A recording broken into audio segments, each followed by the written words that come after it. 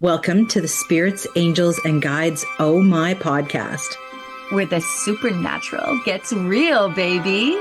Hey, beautiful souls. Welcome to Spirit, Angels, and Guides Oh My. I am Nancy Christine Brady, and I am here with the lovely and talented Tara Diana. Hello, Nat. Hello, Tara. Well, we're going to do something a little bit magical, my friend. Yes, we most certainly are. We are. It's a time of year when wonder slips right through the cracks of ordinary. It's seriously Tara's and my favorite time of year, probably next to Halloween. And we have a cool episode. I've given it a title, Tara. It's called Touched by the Magic Encounters with Santa and the Spirit of Yule. Okay, I seriously love that title. And before we go any further, I need to pay homage for those that are watching this on YouTube. And unfortunately, for those listening, you won't be able to see it, but I will describe it to you. I got my Grinch shirt today. Dun, dun, dun. Grinch shirt. It is a lovely Grinch hand holding a red ornament to drop because you know that's it. But the best part is that the Grinch's cuff of his sleeve is leopard print, babies. It is leopard print. If that doesn't scream Tara to you, I don't know what will. Yeah. Okay. She loves her leopard print. I absolutely do. So, on that note, tonight, my lovies, we're diving into stories. Some verified, some legend. And these stories, they're made to remind us that there's more to the season than just lights and to-do lists. And whether you call it spirit babies, energy, divine timing, the magic of Christmas, has a way of showing up exactly when we need it the most. That's right. So we're going to share some real world encounters of people who swear that they've seen Santa, and maybe some mysterious reindeer sightings, and even some Christmas miracles that science just can't explain. So we're going to have fun tonight, and we'll move through each layer, the sightings, the reindeer, the miracles, and then wrap it all up with a look at Santa as an archetype of spirit and the deeper meaning behind Yule. So pour some tea, or if you're Nan and I, a little bit of wine, get cozy, and let's settle in by the fire. Okay, so let's start with the man in red himself, the Santa sightings. So, Tara, Okay. first story takes us to Wisconsin on Christmas Eve in 1995. Okay. There's a long haul trucker named Jim, and he's driving through like a whiteout blizzard, and he's just trying to get home to his kids for Christmas. Okay. But he's exhausted, and he pulls into a rest stop to scrape the ice off of his windshield. This is such a common thing. I'm from Saskatchewan. It's crazy. Like when your windshield freezes over, you have to stop. Ooh, So we don't have that here in Vancouver, so. no, and it's very, very scary. But he's in the swirling snowstorm. He's trying to get his truck defrosted and warm up a little bit. So his truck is running, and he sees this older man sort of walking in the parking lot, and he's wearing a red coat, fur lined, and he's of course got a white beard. And he says, "Sir, what are you doing?" And he's like, "Would you mind if I came in and warmed my hands?" So Jim led him into his truck, and they sat while the truck continued to warm and defrost the windshield. And they talked about family, and they talked about patience, and about how, the man said to Jim basically, regardless of what stops us or what keeps us going on the road, roads always have a way of leading us to where we're meant to be. So Jim leaned over and he grabbed his thermos and he grabbed his little lid, and he was going to give the man some more coffee. And when he looked back, there was no one sitting in the passenger seat next to him. The door was still latched, but the snow outside, as he got out to see, was undisturbed. Okay, and that's interesting. And the coffee was still steaming though, right? Mm-hmm. This story has floated through trucking circles for decades. When we were doing the research for this, it came up many times, and it came up basically as we've given it. It's considered an old roadside legend, but Jim swore by it until the day he died. So some say spirit appears in the forms where most willing to trust, right? I Yeah. mean, and that makes sense because what was going on? Well, and it gave him a little feeling of home, right? And it made him feel like he was going to get home safely. And, That's you it know, there. yeah. And so the road is such a liminal space between destinations and between moments. So it's the perfect place for a little bit of magic to slip through. And you know what's really kind of interesting? It's what, the gentleman said to Jim. Roads have a way of leading us where we're meant to be. And they Yeah. talked about patience. And that for me right there, that would be something spirit would do. Be patient, friend. Be Yeah. patient. You'll get to where you need to go, Yeah. right? Yeah. So that brings us to the next one, which is at the JFK airport. It's Christmas 2010, and a family's flight was canceled due to the weather. And the little boy sat crying at the gate, right? And the witnesses said a man dressed as Santa, like full on Santa, beard, boots, belt buckle, all the jazz, knelt beside him and said, "Don't worry, your dad's already in the air to you."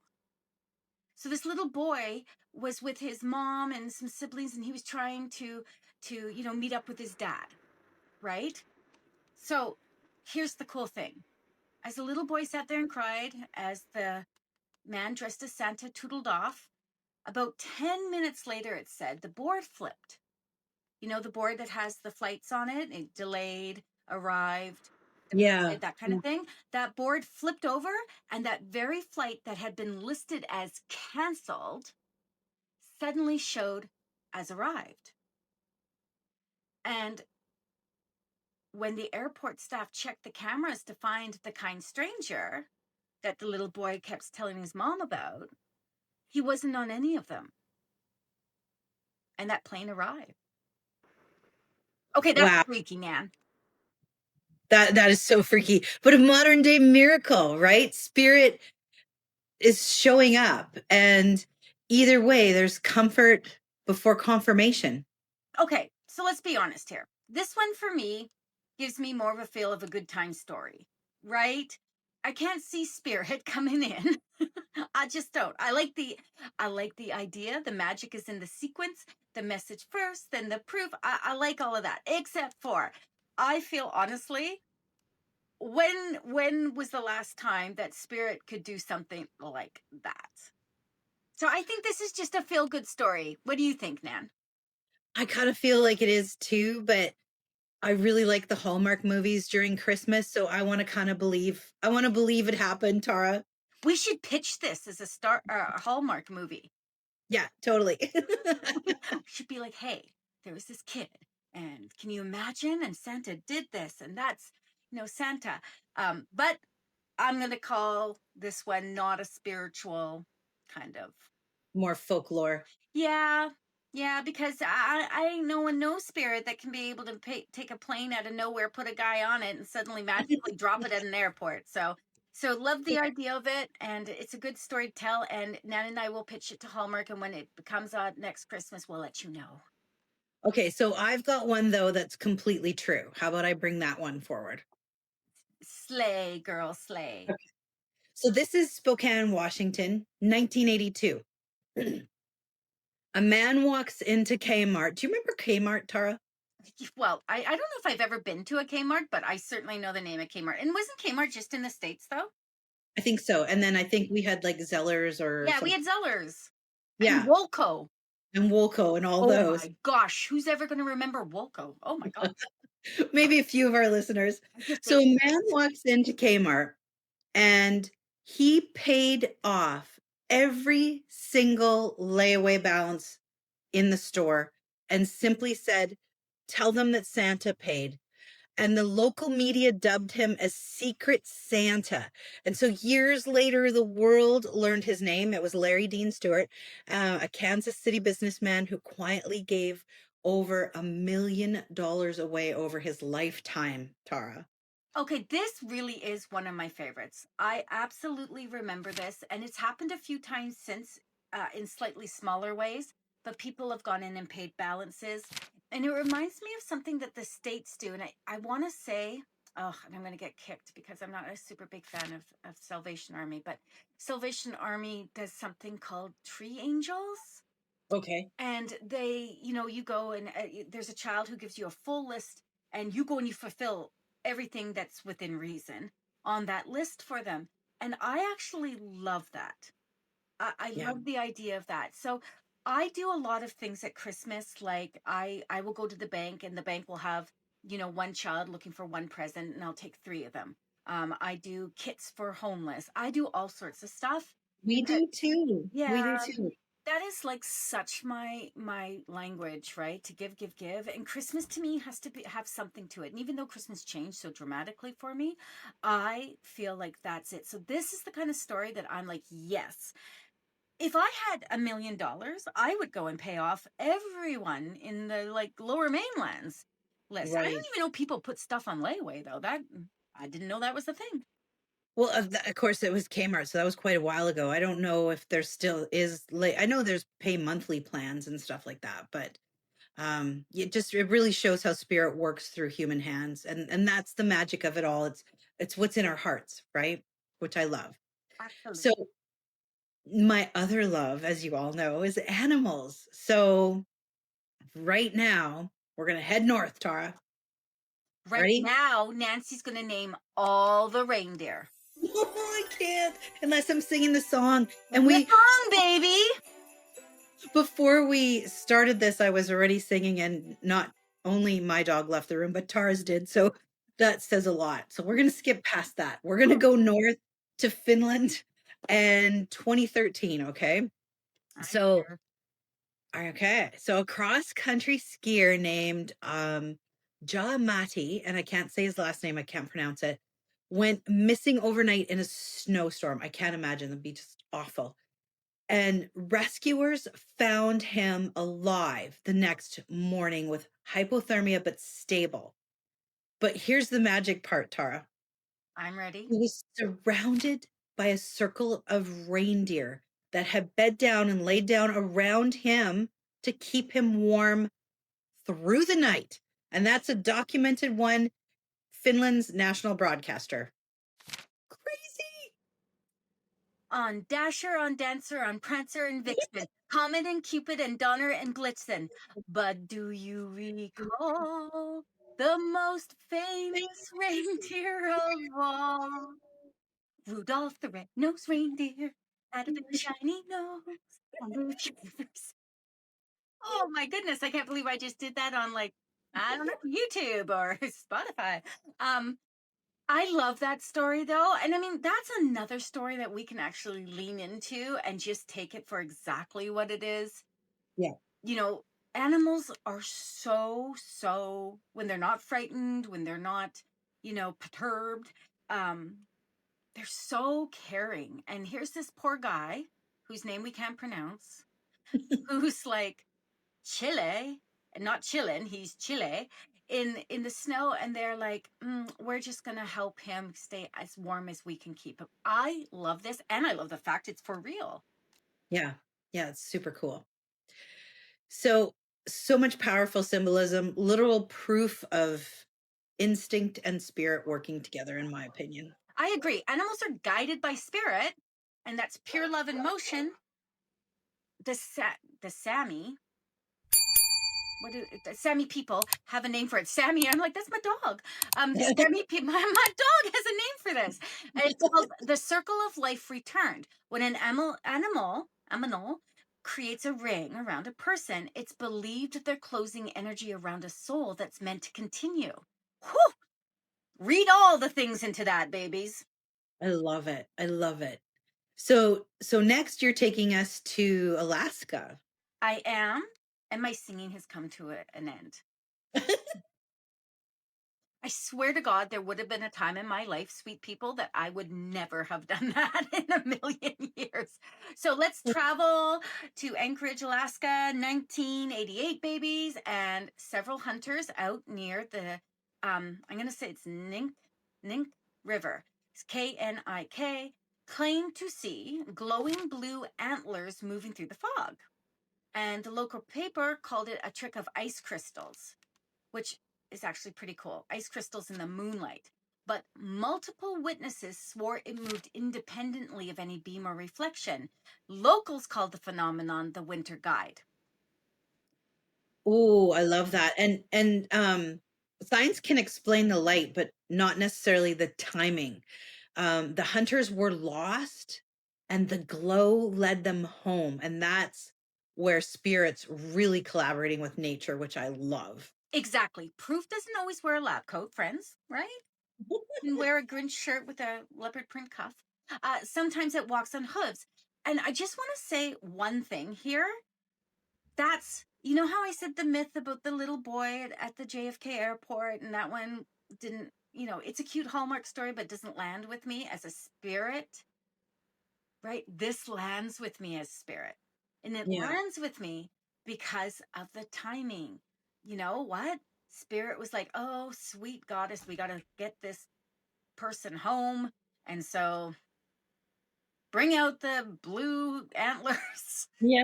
Yeah. and So cool. dazzle. That to me lands. I don't know about you. Yeah, definitely. Okay, Nanny, take us to our home Okay. province, British Columbia, girlfriend. That's right. So we've got one right here from BC, British Columbia from 2004. And so after a heavy snowfall and an overnight freeze, people living near Horsefly Lake found a single line of hoof prints crossing the frozen surface.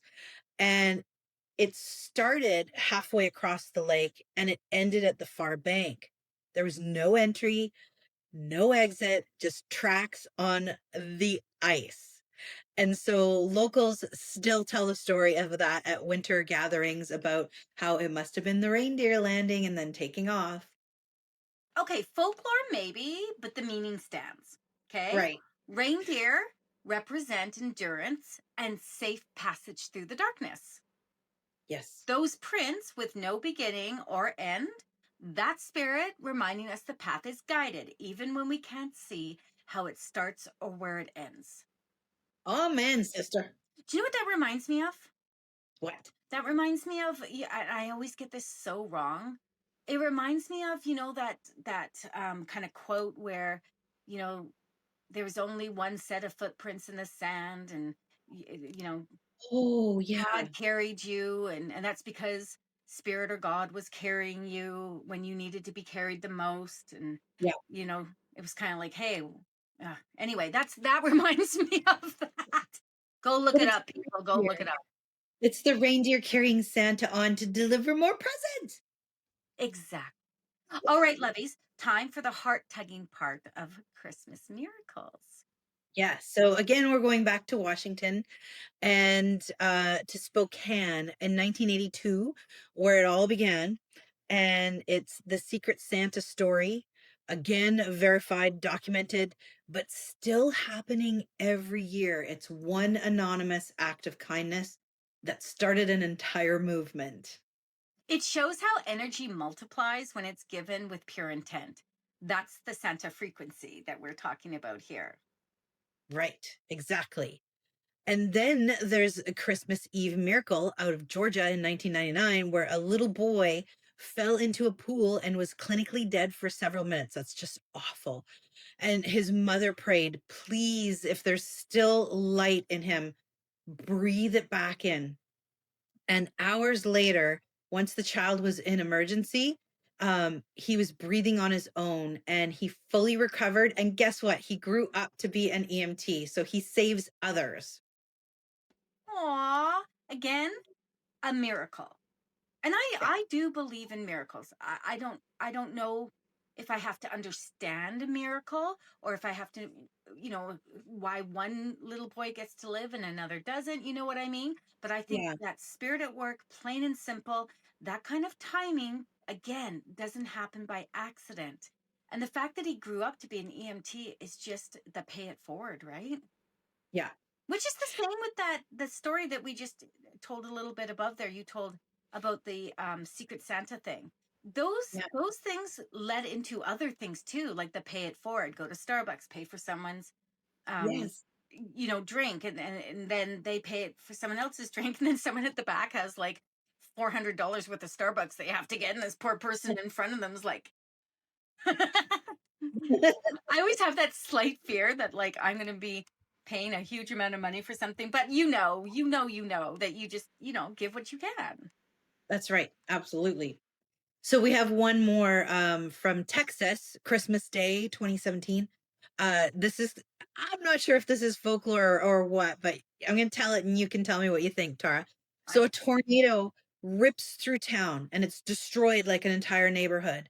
And when firefighters reach one flattened home, they actually found all of the family's wrapped gifts still stacked perfectly together, untouched by the tornado, bows still tied, paper pristine, and everything else around the house was rubble. And the homeowner told reporters, I think God wanted us to still have some joy.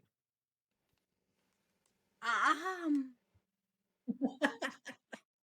you know what? Joy is a frequency nothing can destroy, but I'm not sure about that. That would be super cool, though. Let's be honest. I Yeah, mean, that does sound like a miracle kind of thing to happen, and another Hallmark story, and it just has that good feel to it, like, oh my God, look at all the devastation we've gone through, but our yeah. Christmas presents are still there. I mean, I'd be happy. I don't know about you. It's kind of like the shirt you're wearing, which is my favorite cartoon that my family has to watch every Christmas. It's a Grinch. So, right? He takes all the presents back. Woo-hoo. Yes, exactly. And we play Hoovalopoly on Christmas Eve. Of course There's you do. Of course you do. there's rituals that have to happen in my house. So let's take this a bit of a different direction, Tara. Let's talk about Santa as an archetype of spirit. So who is Santa really? Okay. So historically, he's Saint Nicholas of Myre, the 4th century bishop who gave secretly to the poor. He was like I was going to say the Peter Pan. That's not the Robin Hood. Um, then there's Odin, the Norse god who rode the midwinter skies on an 8-legged horse, Oh, leaving gifts and blessings during Yule. Can you okay. imagine Odin doing that? Good grief. Um, over a century. And again, just take a second there. I want to point something out. On an 8-legged horse, 8 reindeers, right? Yeah. See how things kind of. So over centuries, those figures blended. Father Christmas, Saint Nick, Santa Claus, all expressions of one energy, giving without expectation. That's the line I want everyone to focus on. Okay? Yes. And it's like, and the reindeer, it's like you said, it's symbolic descendants of Odin's horse, carrying hope through the darkness, and 8 reindeers instead of 8 legs. Right?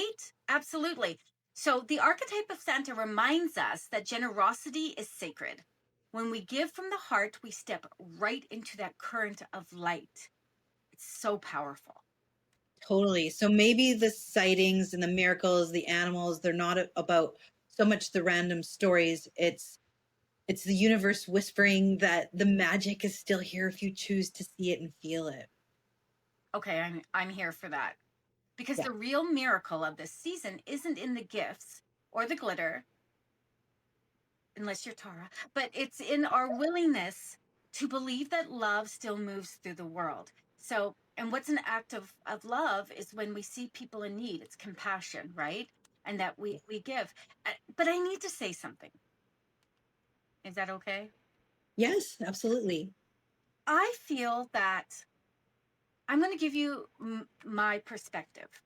We all know that my love language is to give. Okay. So for me, there is nothing more enjoyable than sitting down and taking a list of people that I want to gift something to and putting that energy into it and Hmm. just being like, okay, I want to get, you know, like when you got me for my birthday, that glow in the dark. I have a thing for Starbucks cups, people. It's ridiculous. And my husband has like heart palpitations every time a new one shows up. And I always say, oh, it's been in the cupboard for ages. But now I'm got me this super cool Day of the Dead glow in the dark Starbucks cup for my birthday. So cool. And it's like, I know she put the time and energy into that, period. I know Yeah. she did. So for me at Christmas, when people say, well, it's not about the gifts, it's not about the giving, it's not about the receiving, it is about the giving for me. I love to give. I love to give to the homeless to help them move through the season. I love to give to Yeah. little kids that maybe aren't going to get some things that they would like, or the animal shelters that need blankets and stuff like that, winter coat. Like I love to give my family and my friends something special that I've taken the time. I will even give them the terrible baking I do because it comes from my heart. Well, and I think you've hit the nail on the head there. Magic isn't something that happens to us, it's something we participate in. Ah. And as we close this Yule special, I didn't tell my reindeer story, Nan. Well, before we close this Yule special, tell your reindeer story. Okay. So I have a lovely sister named Paula. For those of you that are local, you'll know her because she comes to all the things that I do and supports and helps me. And we have three cousins, three boy cousins. Two are older than me, and we won't say ages, and one is just a couple months older than my sister. And we used to go to my Nana's and Papa's every Christmas Eve. They are Papa's German, Nana's Ukrainian, and that was the tradition. And they lived up on a hill. And every year when we were little, the older boys would drag me to the kitchen and we'd look out the kitchen window, and it was, they were high up on a hill, so we were looking well over the water and everything. If you know Vancouver, it would be over the Iron Workers Memorial Bridge, or Second Narrows. And we'd look over there and the boys would be like, "Oh, Brian, Paula, come here, come here, come here. Come and see the reindeer. Santa's coming, Santa's coming." And those two little kids, they were 3 years younger than me. So they were like, you know, 6 and 5 years younger than the boys. They would Yeah. all come running into the room, those two kids, and they would look at the window. And I swear to the great goddess, there was nothing out there. And those kids were like, "Oh, we see it. We see it." Oh, Every single time. that's It was awesome. so cute. It was so, and I'd be looking and looking. I was like, the boys wouldn't lie to us now, would they? Where is that Santa Claus? Anyway, it's just a cute story. I just wanted to share that. Good memories. Lots of magic there. So now I can say, as we close this Yule special, remember, my babies, we don't have to understand how spirit works. Spirit works with us. Absolutely. And from both of us, from Tara and myself, may your days be merry, your nights be peaceful, and you have an open heart to the wonder and magic that's out there. Love, spirit, stay divine, and from our fireside to yours, happy Yule, beautiful souls. Happy Yule. Bye. Merry Christmas! Merry Christmas. Thanks for joining us on this journey into the wonderfully weird and metaphysical. If you loved what you heard, don't forget to follow us for more insights and behind the scenes fun.